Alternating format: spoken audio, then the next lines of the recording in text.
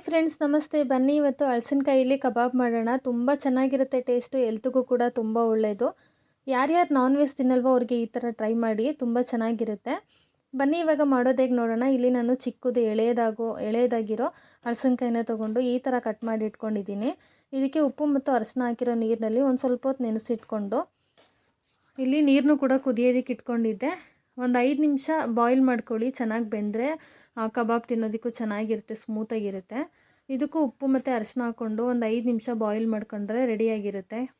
ಇವಾಗ ಒಂದು ಮಿಕ್ಸಿನ ಬೌಲ್ ತೊಗೊಂಡು ಇದಕ್ಕೆ ಅರ್ಧ ಕಪ್ ಆಗೋಷ್ಟು ಕಾರ್ನ್ಫ್ಲವರು, ಒಂದು 1/4 ಕಪ್ ಆಗೋಷ್ಟು ಮೈದಾ, ಒಂದು 1/4 ಕಪ್ ಆಗೋಷ್ಟು ಅಕ್ಕಿ ಹಿಟ್ಟು, 1-2 ಟೇಬಲ್ ಸ್ಪೂನ್ ಆಗೋಷ್ಟು ಕಡಲೆ ಹಿಟ್ಟು ಯಾಕಂದರೆ ಕ್ರಿಸ್ಪಿಯಾಗಿರುತ್ತೆ, ತಿನ್ನೋದಕ್ಕೂ ಚೆನ್ನಾಗಿರುತ್ತೆ. ಇವಾಗ 1.5 ಟೀ ಸ್ಪೂನ್ ಆಗೋಷ್ಟು ಅಚ್ಚ ಖಾರದ ಪುಡಿನ ಹಾಕ್ಕೊತೀನಿ. ನೀವು ಖಾರ ನೋಡಿ ಹಾಕ್ಕೊಳ್ಳಿ.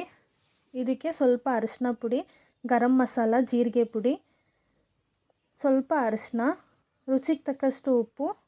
ಈ ಕಡೆ ಹಲಸಿನಕಾಯಿ ಕೂಡ ಬೆಂದಿದೆ. ರುಚಿಗೆ ತಕ್ಕಷ್ಟು ಉಪ್ಪು, 1 ಟೇಬಲ್ ಸ್ಪೂನ್ ಆಗೋಷ್ಟು ಕಸ್ತೂರಿ ಮೇಥಿ, ಮತ್ತು 1 ಟೇಬಲ್ ಸ್ಪೂನ್ ಆಗೋಷ್ಟು ಶುಂಠಿ ಬೆಳ್ಳುಳ್ಳಿ ಪೇಸ್ಟು, ಮತ್ತು ಒಂದು ಅರ್ಧ ನಿಂಬೆಹಣ್ಣ ಈ ಥರ ಇಟ್ಕೊಂಡಿದ್ದೀನಿ. ಟೇಸ್ಟು ಚೆನ್ನಾಗಿರುತ್ತೆ. ಇವಾಗ ಇದನ್ನು ಸ್ವಲ್ಪ ಸ್ವಲ್ಪ ನೀರು ಹಾಕ್ಕೊಂಡು ಸ್ವಲ್ಪ ಗಟ್ಟಿಗೆ ಕಲಸಿಟ್ಕೊಳ್ಳಿ. ನೋಡಿ, ಈ ಥರ ಸ್ವಲ್ಪ ಸ್ವಲ್ಪ ನೀರು ಹಾಕ್ಕೊಂಡು ಗಟ್ಟಿ ಕಲಿಸ್ಕೊಂಡ್ರೆ ಈ ಥರ ಹಿಟ್ಟು ರೆಡಿಯಾಗಿರುತ್ತೆ. ಇವಾಗ ಬೇಯಿಸಿಟ್ಕೊಂಡಿರೋ ಹಲಸಿನಕಾಯಿನೂ ಹಾಕ್ಕೊಂಡು ಮಿಕ್ಸ್ ಮಾಡ್ಕೊಳ್ಳಿ.